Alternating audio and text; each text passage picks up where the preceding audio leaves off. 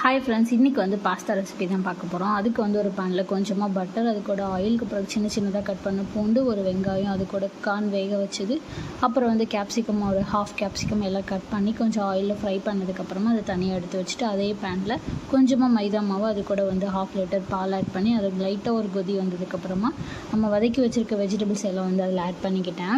நீங்கள் வெஜிடபிள்ஸ் வந்து கேரட், அதுக்கப்புறம் வேறு என்ன வேணுமோ அதை ஆட் பண்ணிக்கலாம். நான் என்கிட்ட கார்னும் கேப்சிகமும் இருந்தனால அதை மட்டும் ஆட் பண்ணிவிட்டு அது கூட வந்து பீஸா ஆரிகனோ கொஞ்சம் ஆட் பண்ணி நல்லா அது இது பண்ணதுக்கப்புறமா ஒரு கொதி வந்ததுக்கப்புறம் பாஸ்தா வேக வச்சு ஆற வச்சுருந்தேன், அதை வந்து எடுத்து இது கூட ஆட் பண்ணிக்கிட்டேன். இதுவுமே நல்லா பால் வந்து அது கூட மிக்ஸ் ஆகி திக்கானதுக்கப்புறம் ஃபைனலாக பெப்பர் போட்டு இறக்கி வச்சுட்டேன். என்னோடய பேபிக்கும் இந்த ஃபுட்டு தான் கொடுத்தோம் மார்னிங் பிரேக்ஃபாஸ்ட்டுக்கு. அவங்க சூப்பராக விரும்பி சாப்பிட்டாங்க. ஏன்னா காரம் அவ்வளோவா சேர்க்கல, வேறு பெப்பர் மட்டும்தான் போட்டிருந்ததுனால எனக்குமே இந்த டிஷ் வந்து ரொம்ப பிடிச்சிருந்தது. என்னோடய ஹஸ்பண்ட்க்கு வந்து டைம் இல்லாதனால மார்னிங் வந்து பிரேக்ஃபாஸ்ட்டுமே டிஃபன் பாக்ஸில் பேக் பண்ணி கொடுத்து விட்டுட்டேன் அவங்களுக்கு. மதியானம் லஞ்சுக்கு வந்து ஒயிட் ரைஸு, அது கூட வந்து காரக்குழம்பு பண்ணியிருந்தேன்.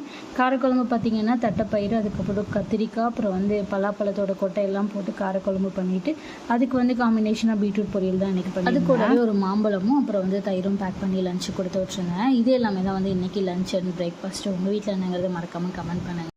பாஸ்தா ரெசிபி நீங்களும் ட்ரை பண்ணிவிட்டு எப்படி வந்துச்சுங்கிறது மறக்காமல் கமெண்ட்டில் சொல்லுங்கள். நாளைக்கு இன்னொரு வீடியோவில் பார்க்கலாம். பாய்.